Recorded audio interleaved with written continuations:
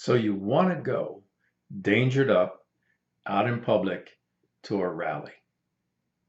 Cool. Uh, there's two types that you're going to go participate in. One is what I call the family friendly type, where it's all of our Second Amendment friends. We're going to go and we're going to march. Say there's 3,000, 4,000 people, and we're wearing our battle rattle. We're wearing whatever firearm. We're wearing that cool holster that we just got, the leather one. It's all nice, for a 1911. And we're going to be walking. We're going to be just walking, right? And we're going to go from a place where we're speaking and having speeches, and we're going to end up at another place where we're going to have more speeches and more barbecue and food. And my mouth is watering just thinking about that. And I've been to a lot of those here. Uh, it's quiet. We don't go screaming. We don't get in somebody's face. We stay on the sidewalks and we have fun, and we have camaraderie with our friends. You'll have people from all walks of life that are there. You'll have some oath keepers and some 3%ers and some militia people if you have that in your state or your town. And then you have just regular folks, bringing it's time to show your stuff. And that's fun, and it's kind of cool to see, and it's nice to have conversation with people. That's cool. The second one is when you're having a counter rally. And I'm going to say protest, right? Because Second Amendment people, we typically don't protest. We exhibit ourselves. We rally to exhibit ourselves because we don't have to say much because folks know who we are when we're dangered up that way. But when we're going to be present with people who have a different point of view about things that have nothing to do with the Second Amendment, right? Nothing to do with the Second Amendment, nothing to do with the First Amendment, other than we're expressing ourselves. Then I think we need to take a pause and think about that.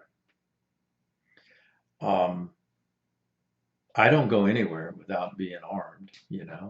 And most of the time I'm concealed because it's just less hassle that way. Um, Not that it's illegal or legal, because I'm in a full constitutional carry state.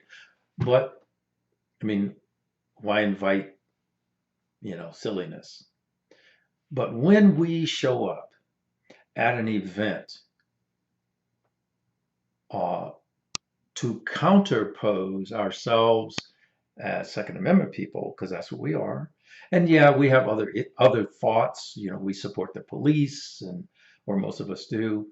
Um, those kind of things, when we go to have a counter message on those issues, I think I think we need to present ourselves differently. I think we need to present ourselves in a more conservative way, right? Uh, I don't support the idea that we're going to go and we're going to go in full battle rattle. I mean, that's just way over the top, way over the top. Yes, I'll go ahead and carry your AR slung behind your back. You don't need a vest with 19 million magazines. I mean, if you're going to get in that kind of firefight, there's a whole lot of other thing going on, right? If you can, get some covert pants where you can put 2 to 4 magazines in them and nobody knows you got them. You do, and that's all you care about. So you got like 100, 150 rounds on you. That's enough. You don't need to have all this crap on. You just don't, right? And it's okay. So you're showing your long gun. And you probably, if you're going to do that, might as well show your pistol because now you might need to go to your secondary. Okay with that because you're doing a First Amendment thing while you're carrying your Second Amendment, and that's because you want to protect yourself and your loved ones or the innocent. Do not go to a public counter event armed dangered up like that unless your intent is strictly to protect yourself, the innocent, and your loved ones. That's it. If you think that you want to engage in chest bumping with the other side, then stay home. Just stay home, right? Why? Because the left, especially the anarchists and Marxists and the real Black Lives Matter people, want a bloody confrontation. They want a bloody confrontation. They want it desperately. They want that shot. They want the video. They want the blood on the street. And who's going to be the assholes? We will. We will. Right? If you do not have personal discipline to stay away from someone, keep your hands to yourself, and have the discipline not to be aggravated, then just stay home. Otherwise, you are playing into the hands of the other side. They want an armed confrontation. The only reason you should be armed is not as a show of force, not as a show, let me say it again, not as a show of force, but as a show that you are prepared to defend yourself, which is different. That means that you're going to take the necessary measures to not engage in conversation with the other people. If you can't do that, stay home. Just stay home. Right?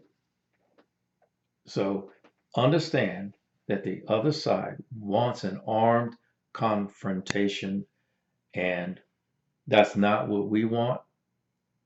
That's not what we want. Uh, if we can't have a counter event and just keep it verbal meaning at a distance. That's what they make bullhorns for. If we can't do that, stay home. The exception would be if you personally are asked to provide force protection for a business or for someone else. If you're asked to do that, and it's clear that you are asked to do that, then you should be trained well enough to have even more discipline. Your sole job in that case is to stand guard and prevent violence to the property or the people inside.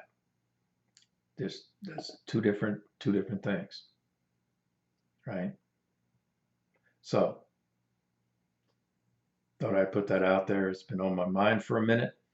Obviously, there are probably other views, and you know this channel well enough that your views are totally welcome. Just don't get off the chain with some of that stuff. And as always, thanks for watching. Carry on.